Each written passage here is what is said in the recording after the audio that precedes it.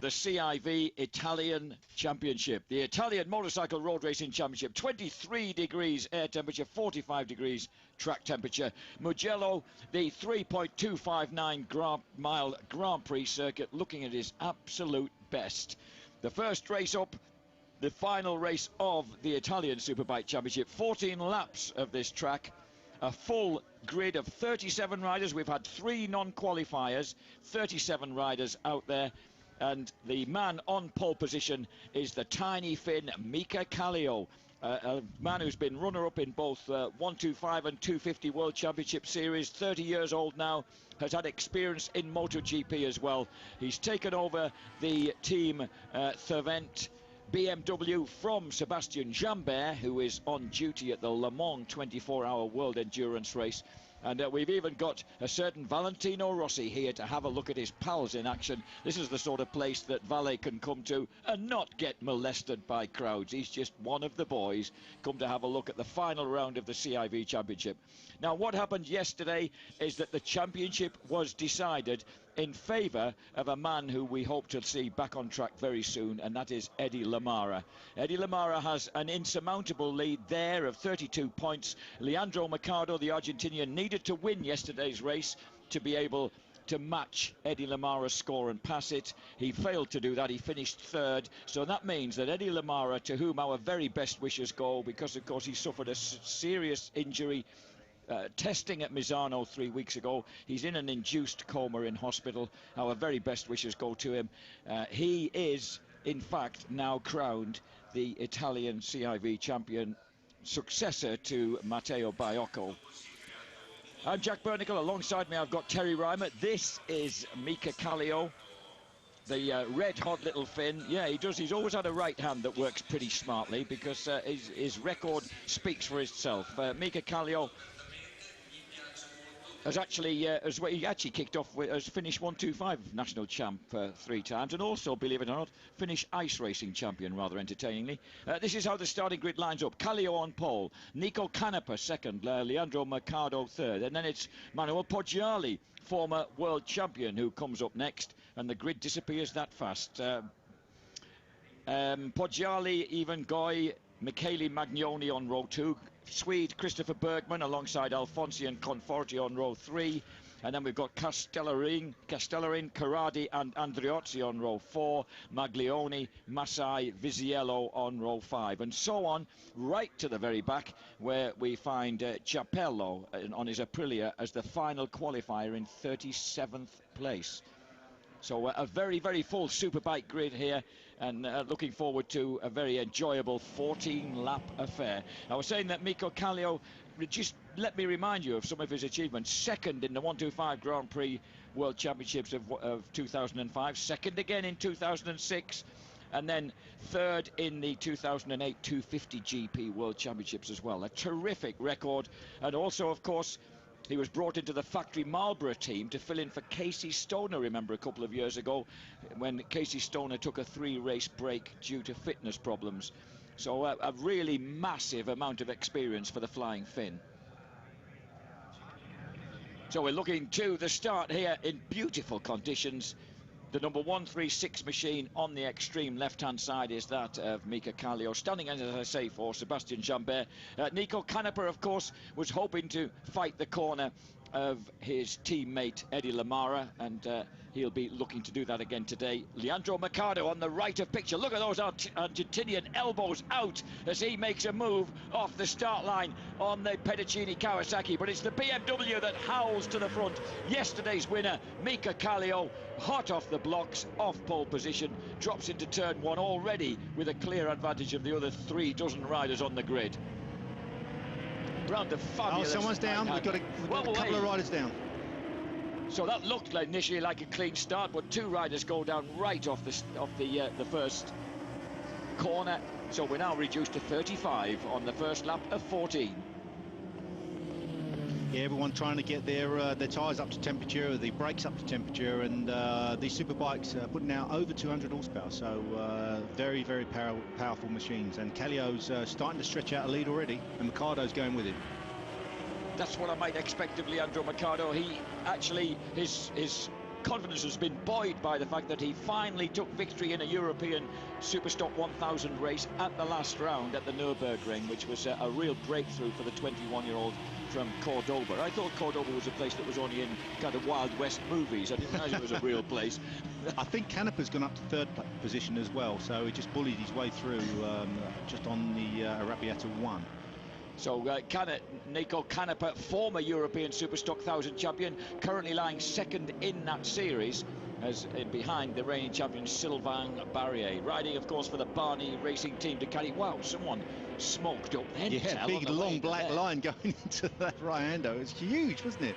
Just backing it in there. Yeah, these bikes are just fantastic, aren't they? The power of them. And it's funny because I was thinking about Mika Kallio, and he's probably not had that much big bike experience. Always used to watching him in 125s and the 250 class, but of course he rode the Pramac bikes and, and as you're saying, the Casey Stoner's bike, and yeah, just looking back here. And we've got another faller there. Yeah. So we've dropped another rider on the first lap in a cloud of dust as we go back to the front. And yeah, you're absolutely right. Kallio with that experience on the big Ducati. Canepa is third. The former 125 and 250 world champion Manuel Poggiali, who retired from the sport at 26, is making a tentative comeback, lying in fourth place. 30 years old now. Even Goy's in there as well. That was a strange one, wasn't it, about Poggiali actually deciding to stop racing. Now he's coming back again. He seems to be riding really well on these big bikes. A lot different to a 250 GP machine, that's for sure. He just kind of, he astonished everybody by just walking away from the sport in August 2008. He'd suffered a fairly sudden loss of podium form after 2005. Yeah.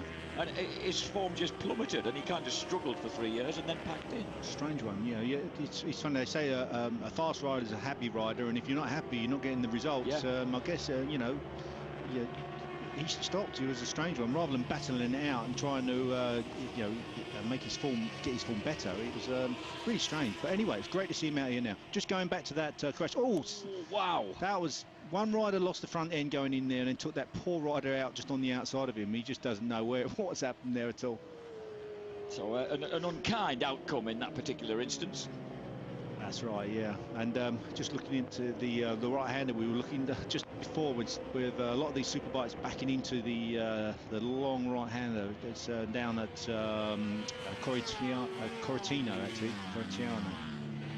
And incidentally, the guys who have gone down, we're finally figuring out. On the first lap, we've lost Giovanni Baggi, Lorenzo Alfonsi, Alessio Fellini, and Gabriel Berclas have all crashed. That's two BMWs, and Aprilia and the Kawasaki have all gone down on that first lap. And Kallio just pulling out a little bit. He's got about half a second the lead over Mikado. Remember, these the tyres. Christopher Bergman, the Swede, number 71, he's beginning to get wound up. He's always loved fast tracks, that guy, but he's not quite able to hang out his leg long enough to stop. He's got a dingly dangly on him as well. He never used to have that. Last race we watched him at here at Mugello, he didn't dangle his leg at all. He must be showing off to Rossi. And I think that was Michele Magnoni that managed to stomp his way past him, number 119. And he's got back past Magnoni straight away, so they're having a good scrap. Great battle. So Kallio, Mikado at the front, Nico Canepa in third place, Manuel Poggiali, the San Marinese, is that how you say it, from San Marino near Rimini, is in fourth place. Ivan Goy ahead of Christopher Bergman, Michele Magnoni, Andrea Andreozzi in eighth place. And it looks like Mikado just falling back into the hands of Canepa there because Kallio is starting to stretch away. The thing is, you know, Mika Kallio is a class rider, he's a class act, you know, really is. He's done just about everything, and he's ridden at the top level, the highest level in the world. He's just, in fact, a matter of weeks ago, Terence, he secured his first Moto2 GP victory at Silverstone. Yeah. And he was as thrilled as any victory he's ever had with that. Yeah, I should imagine that's such a hard-fought class, isn't it? And we just see him lay a huge black line going into that long hanging right-hander there. This is interesting. Mikado coming under a bit of pressure now. And he's got, look at that, look at Poggiali's all snapping up the head style that we remember from all those years ago. Number 71 backing, I think losing the front as well as backing in the rear there for a moment. That is Christopher Bergman. And remember, the tyres are open here. It's not an all Pirelli controlled tyre race series, this. And Kallio's on Michelin's out in the lead. Mercado on Pirelli second. Oh, Canepa tries to outbrake Mercado, and Mercado doesn't realise how close he was to being collected then. Wow. I tell you what, Canepa is a bit of an animal, isn't he? He doesn't seem it. He seems very, very cool, and he hangs out with very, very cool-looking Italian friends. Until he puts a crash helmet on. Nico Canepa, only 25 years old when you consider his experience. MotoGP. MotoGP test rider as well as MotoGP racer, European Superstock FAU champion. That's going back a fair while. That was back in 2007. And this is shaping up to be a great race for second place.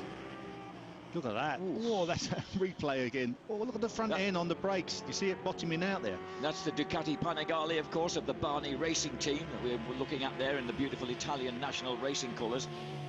And it's fascinating to see Manuel Poggiali right in there behind them. And Poggiali riding the Grande Corse Ducati Panigale. So two Ducatis hounding the Pedicini Kawasaki of the Argentinian right now. Coming out of, oh, look at this. It's just such a great circuit. We were in Turkey for a week ago for the World Superbike Championship, and these two circuits have a great feel to them. Fast, open, up and down, lots of such a special place. Thrilling bends. Such a special place. So on the fourth lap of 14, look at Christopher Bergman coming under pressure now from number 12. Ivan Goy is beginning to get himself on the move on the second of the Barni Racing Team Ducatis. So terrific battles going on right down the field here at Mugello.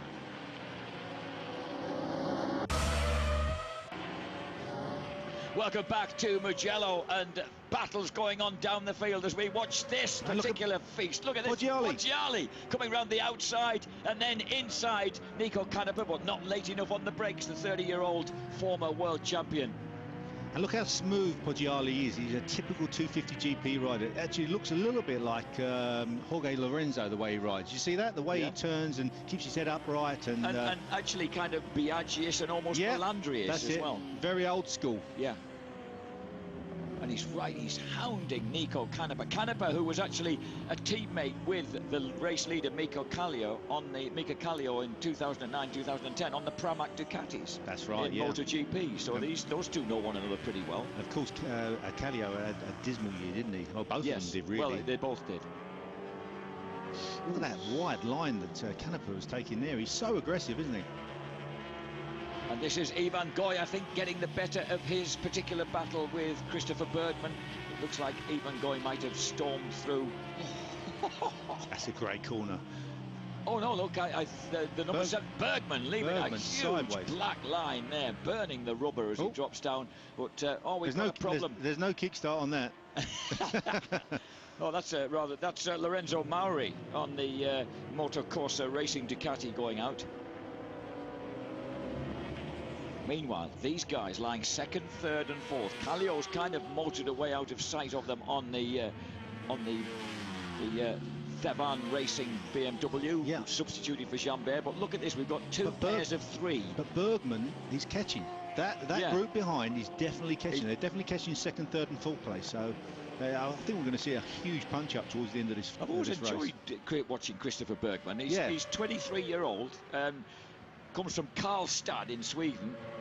As we catch up with the other Pedicini Kawasaki rider, look at these three abreast on the right. We've got the relatively inexperienced 21-year-old Argentinian being hounded by the two Italians. But you're right, that gap's coming down, Terence. That gap is really coming down between fourth and fifth. Yeah, so Christopher Bergman, who has always loved fast tracks. He's got his best results have tended to be in European Superstock. He's finished 6th at Silverstone. He's finished 2nd at Portimao. He likes fast tracks. This is Ivan Goy, who's just got the better of him at that moment. So Ivan Goy goes through ahead of Christopher Bergman. But that's good. The best thing that Christopher Bergman can do is actually sit behind Goy through the turns, because the Ducati definitely turns better than the Kawasaki. Kawasaki should have a little bit more top speed, and they're dragging themselves up against onto this second group. And I think it's going to be about 2 laps until they're on them. Then we're going to have a 6-way battle. And Poggiali, I wish he hadn't come out of retirement, I think. So, oh, look at that sideways of Bergman. Jeez, it was really close. Christopher Bergman is on the BWG Racing Italia Kawasaki, rides for an Italian team, the Swede. I like the way that Ivan Goy has developed, waving his outside leg. Outside leg, yeah. That's a novel one. That's It a bit is, isn't like some of the great speedway riders. Oh, here we go. It's just going in sideways there. Look at that. How close was that? Talking of speedway. Yeah. Of course, the Swedes like their speedway. Yeah, the old ice racing as well. Yeah. And he's backing it in again. Look at Bergman, number 71. So Christopher Bergman he's coming under a little bit more pressure there from Magnoni, who's himself an entertainingly loose rider at the best of times. We're on to half race distance now as these lots scream across the line, and still Leandro Mercado looking very cool and composed under pressure, not allowing the Ducatis to get close enough to him to launch a real challenge. But Ivan Goy has broken away from Bergman and Magnoni. He is now breaching the gap and looks as if he could get involved in that battle for a rostrum place. Yeah, Bergman really needs to get his head down now, because otherwise he's not going to be able to bridge that gap, and Magnoni's going to end up passing him as well. So I think he's just probably overriding just slightly, you know, going a bit too sideways, overheating that rear tyre, and he needs to just try and get it back into shape again. Remember, we're only halfway distance at the moment. I'm really impressed with the spirit being shown by Ivan Goy here. He's 33-year-old now. He was the Italian Superstock champion in 2010. The fourth man in the picture there behind these three, and as you can see, he's breaking clear a bit of Bergman. He's beginning to close the gap on the former 125 and 250 world champ. Remember that Poggiali was a world champion at 18 and 20. Yes. Like almost straight away in the 125 class, and his first season in 250s.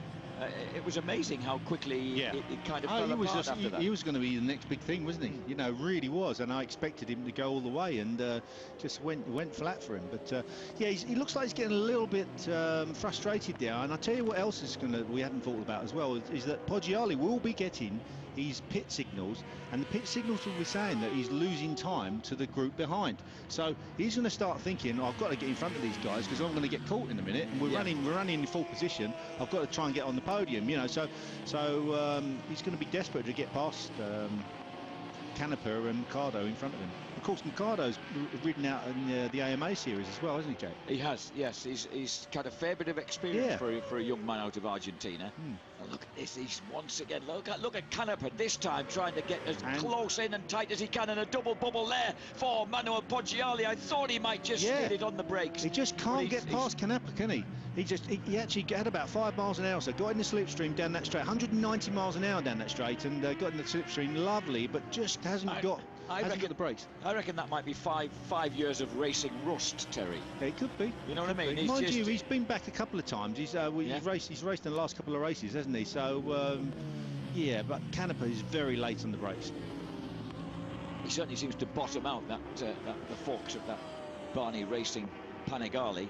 We hope that Eddie Lamara, well, I don't know whether he's in a state to be watching this, but at least he can watch it or know of it in the sure knowledge. He is now crowned champion. He's Italian champion, which is fantastic. Yeah, in a way, it's quite a nice thing to happen to win the championship. He'd won, was it 5 or 6 races on the bounce, and it was a properly deserved championship. He had a 48-point lead before this weekend, which is why the green Pedicini Kawasaki of Mercado had to win both races if he were to close the gap this weekend. There is the leader, still leading, leaving black marks on the ground, and obviously thoroughly enjoying himself, Mika Kallio. Yeah, well, it would have been a while since he's. I know he won at Silverstone, but he hasn't been winning every single race, has he? So it'd be nice to jump. First time he jumped on the Superbike to come along here and win an Italian championship race. I mean, these guys are here are no mugs. Well, it'd be nice to see him out in World Superbikes, wouldn't it? Right now, Kallio's lying 4th in Moto 2. Yeah. He finished 2nd in France. He won Brno. And Brno, not Silverstone that he won. He won Brno, third in Misano. Of course, he didn't win Silverstone, did he? Because that was Scott Redding. And he also finished 2nd to Scott Redding at Le Mans in France. Yeah. So I'd love to see Kallio on a Superbike and World Superbikes. It'd be great. Well, just as we had the absolute unexpected pleasure of welcoming Tony Elias in Turkey a week ago. Yeah. That was a joy to see, both him and his dad. Oh, well, doesn't look good. No collision. Oh, steady, boys. Can we get under there or not? That was fair. That was fair. That was a little bit of a brush, a bit of a rub is not too bad. I'm really. Poggioli a little bit wide there. I think he's struggling. I think he's struggling to keep the pace of Mercado and Canepa. Just lost about 3 or 4 attempts, and we've got Ivan Goy catching him up, and he's going to realise that, and he's being put under pressure here. What impresses me hugely is that green Kawasaki, that Mercado could absorb this kind of pressure and do it so well. Yeah, he's coming on, isn't he? Yeah, he's coming on. Such a likeable, baby-faced lad as well. So Leandro Mercado there, second in the championship, second in the race at the moment. Nico Canepa forcing the pace right behind him. Canepa, of course, brought in as something of a wild card as a replacement for Eddie Lamara in this final round of the series. Yeah, and just looking at Poggioli's bike as well. Poggioli's on Michelin tyres, and Michelin tyres, the Ducati isn't set up really. Most of the Ducatis are set up on Pirellis, and one of the few Ducatis that are actually on Michelin tyres. So that's going to be a bit of a difference as well. So his bike will be set up different to, for instance, Canepa's. Oh, he's gone off. That went straight away, just as you mentioned that. There is Poggioli. Oh, what a shame. And down.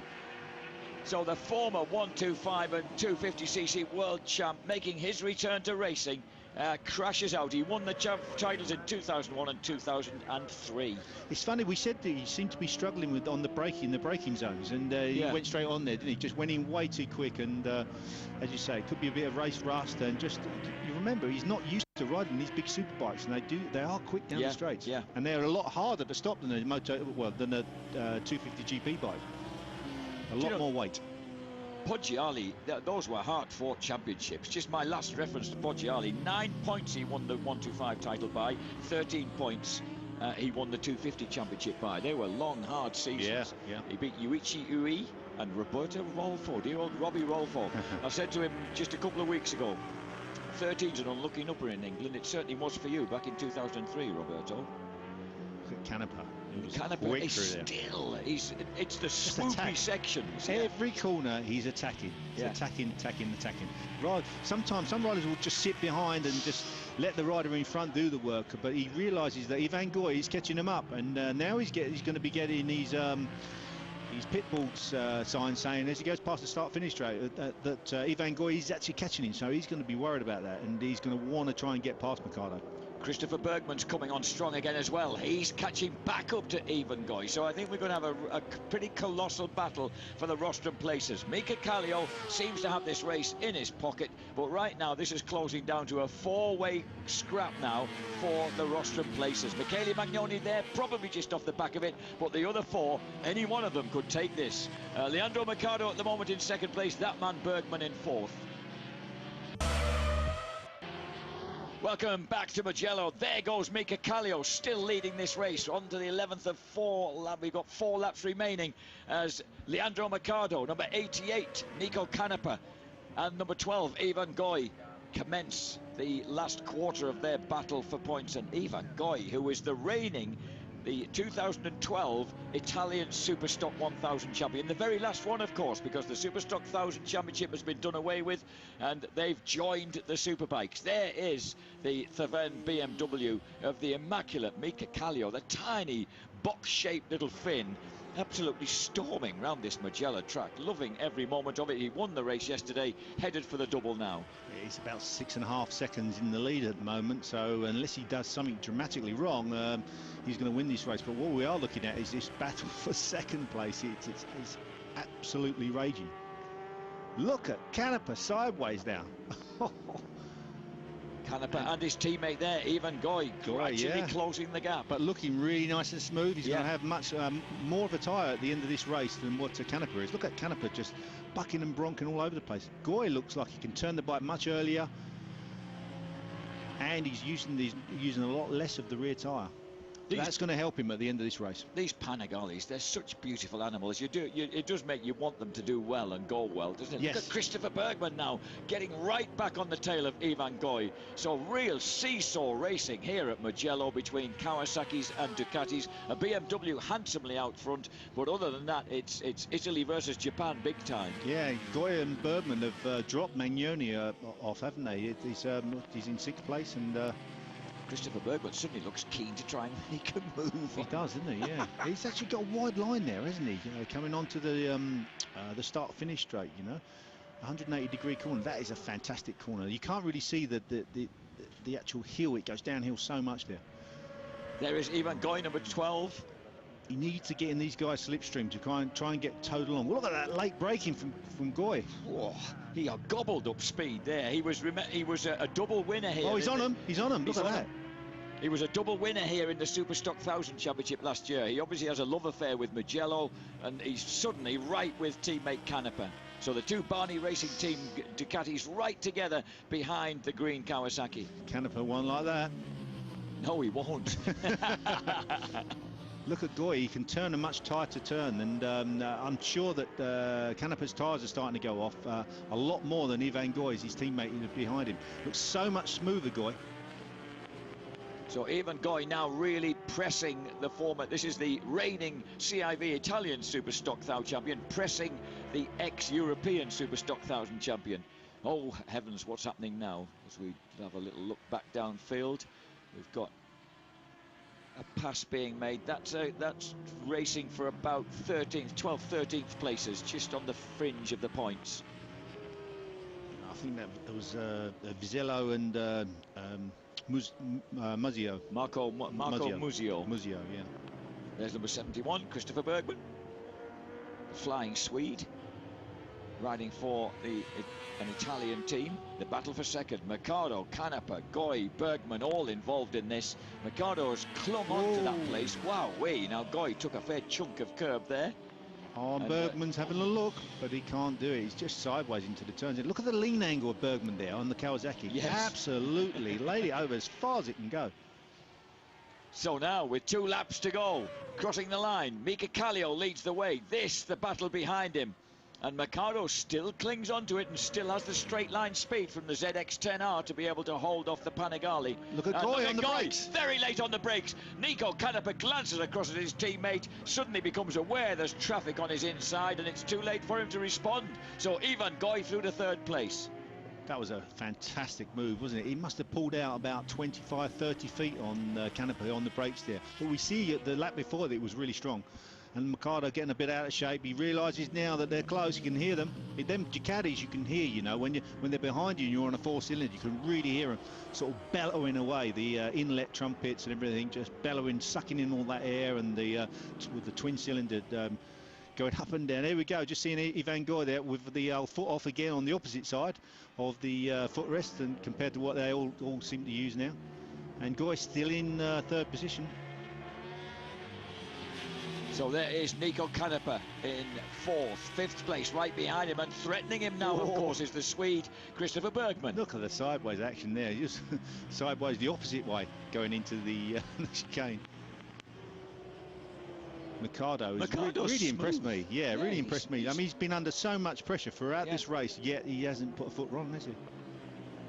Bergman, a complete contrast in the way he's manhandling that Kawasaki and burning rubber wherever he can. But now he is a real threat to Nico Canepa as we come to the closing stages of the race. Just over a lap to go. Number 12, Ivan Goy, 88. Nico Canepa, 71. Christopher Bergman, and leading that bunch, number 92, Leandro Mercado. Canepa from Genoa. There is Mika Kallio. He crosses the line now. He's off on his way. 1 lap to go then for the Flying Finn. And then Argentinian Mercado still leading. Ivan Goy, the reigning Superstock champion here in Italy. Goy goes to the right. On the outside. What a move. Beautiful. Goes round the outside, waves a leg as if to say bye-bye, and skates through into 2nd place. A terrific ride when you remember how far back that bunch was earlier in the race. Yeah, that's right. And Mercado can't believe it. He's just gone around the outside of him and outbraked him. He just thinks that sometimes it's a bit of a problem when you're used to leading a bunch, and then all of a sudden someone goes in front of you. He can really sort of, especially on the last lap, he can really make you think, well, what's going on? You know, I've got a guy in front of me now, and you're so used to seeing an open track in front of you. And he's attacking. So Mercado's going to be pretty sickened by that. He's going to want to grab that place back, isn't he? He's going to be on the case, and he's being pressed, of course, by Nico Canepa there, running in 4th place. Canepa wants the place back. He's got inside him. Brilliant move by Leandro Mercado. Drives back inside Goy. Goy tries to Canepa's having a look. And here comes Bergman as well. So boy! Looks like he's trying to kick him. Goy slips back into 2nd place. Now, Bergman's gone underneath Canepa. Oh, he slices across the nose of the former Superstock Thou champion. And has he held on to it? Yes, he has. And I thought for a moment Mercado had also got through in a double move by the Kawasaki's, who are now lying in 3rd and 4th places. So suddenly Canepa's been buffeted back in the space of half a lap from... Mercado's squaring him up. He's squaring him up. And as they rocket across, he's coming up on the brakes it now. Oh, he just took his handlebar away nearly. He just almost smeared his elbow on the fairing. Bergman gets underneath him. Miko Kallio takes victory. The checkered flag is out for the Flying Finn. He crosses the line. 2nd place goes to, it is Leandro Mercado, grabs it ahead of even Goy. Christopher Bergman beats Canepa. Canepa squeezed back to 5th place. So victory for BMW, almost unnoticed at the front. Tremendous ride by the 30-year-old Finn. Mika Kallio, recently winner of the Moto2 GP at Brno in the Czech Republic. Gets himself back onto a big bike, loves every minute of it. But what a battle going on behind him. You know, Kallio is just hasn't even raised a sweat. He's going to look back and say, well, what's all the fuss? To Mercado, to Goy and all that, they're going to be sweating like mad and elbows out. Oh, he just, Mercado there just looking at him saying, just talking to Goy saying, look, yeah, he was a bit close there, and Goy just said, don't worry about it. He's 33 years old, he's had seen it all before. He's seen that before, That's a lovely lineup of Ducatis there, isn't it? The Barney Racing Team Ducatis all together. Oh, look, he's got Eddie Lamara on his, on the flag. Good. Great thing. Nice hey, look, number one, Eddie Lamara. He's remembering him. Yep. Excellent. Campione Italiano. 2013. Get well soon, Eddie. Yeah.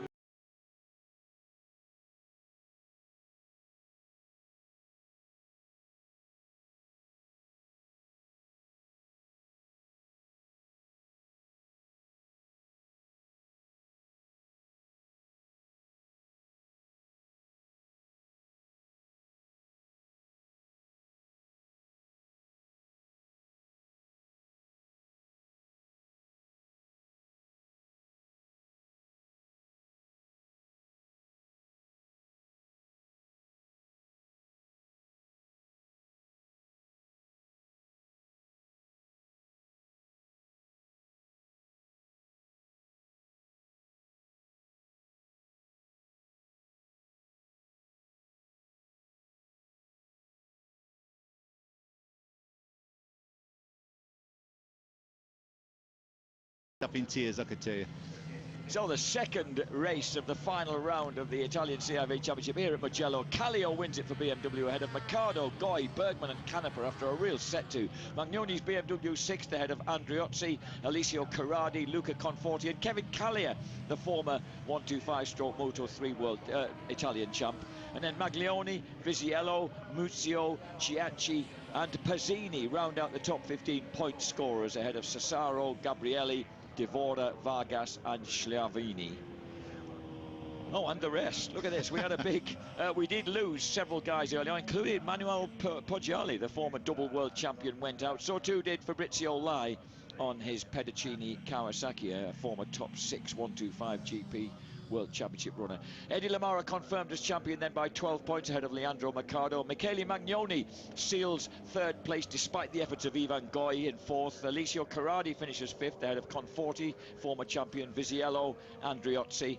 And outside the top 10, Christopher Bergman, level with Fabrizio Massai on 49 points, 3 ahead of Fabrizio Lai, who went out. Manuel Poggiali, despite crashing out, finishes 14th ahead of the runner-up from last year's series, and that is Sandro Polita.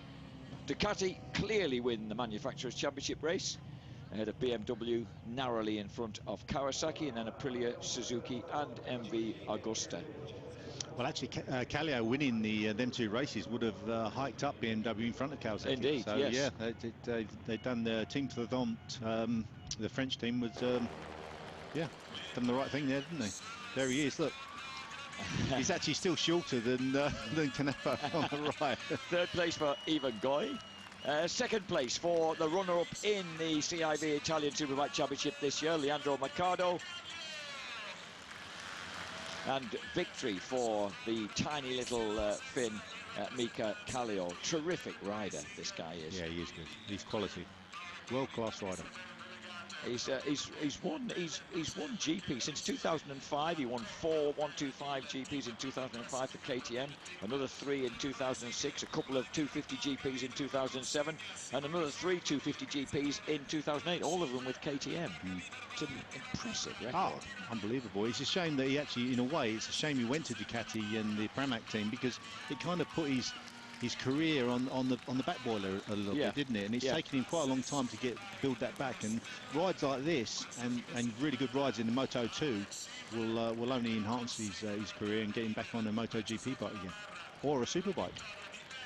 And he's about next month he turns 31, so he's got years ahead of him. Yeah, for Superbikes, yes. Yeah. So a brilliant first race here from Mugello, and remember, we've got a lot more action to come yet here from the Italian capital of speed.